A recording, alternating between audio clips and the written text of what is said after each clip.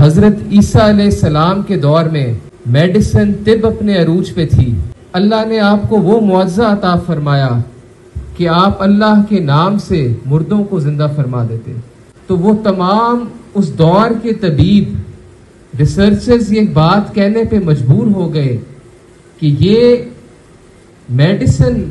اور سائنس کے ذریعے یہ بات نہیں ہو سکتی، یہ ضرور اللہ کے نبی ہی کر سکتے ہیں. آج ہم جس دور میں رہ رہے ہیں، جہاں ڈیجیٹل میڈیا کا دور ہے، آرٹیفیشل انٹیلیجنس کا دور ہے، اور آج کے دور کے لوگ جو چاند تک پہنچ چکے ہیں، مختلف سیاروں تک پہنچ چکے ہیں،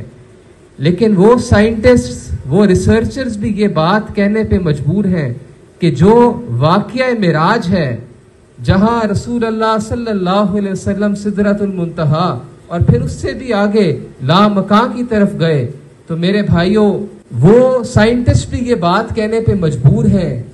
کہ یہ کوئی سائنس یا ریسرچ کے ذریعے نہیں بلکہ یہ اللہ کے رسول ہی کر سکتے ہیں. تو اللہ پاک نے ہر دور میں اپنے انبیاء کو وہ مقام عطا فرمایا، اپنے رسولوں کو وہ مقام عطا فرمایا. اور مجھ سے قبل جس طرح سے علماء کرام نے خطاب کیا کہ ایمان دراصل ذات مصطفیٰ صلی اللہ علیہ وسلم کو ماننے کا نام ہے. ہم نے اپنی آنکھوں سے روز قیامت کو نہیں دیکھا، فرشتوں کو نہیں دیکھا، رب کریم کو نہیں دیکھا، لیکن میرے مصطفیٰ صلی اللہ علیہ وسلم نے کہہ دیا اور ہم نے مان لیا. تو ایمان دراصل رسول اللہ صلی اللہ علیہ وسلم کو ماننے کا نام ہے. اور یہ اس دور کے کافر اور مشرک بھی جانتے تھے کہ آپ صادق اور امین ہیں، جو بات آپ کہہ دیتے ہیں وہ بات ہو کے رہتی ہے.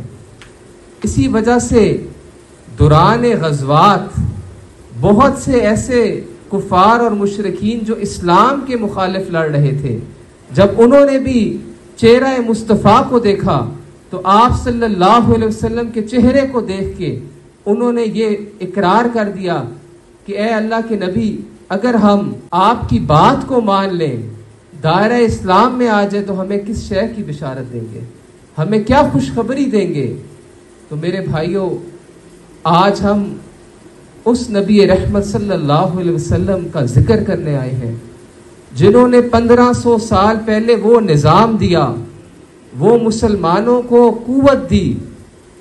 کہ وہ لوگ جو ایک دوسرے کے دشمن تھے انہیں محبت کا، بھائی چارے کا پیغام دے دیا. اور مسلمان اس دور میں آج کے اجلاس میں کیونکہ سوشل میڈیا کا ذکر کیا گیا کہ ہم کس طرح سے سوشل میڈیا کو استعمال کریں،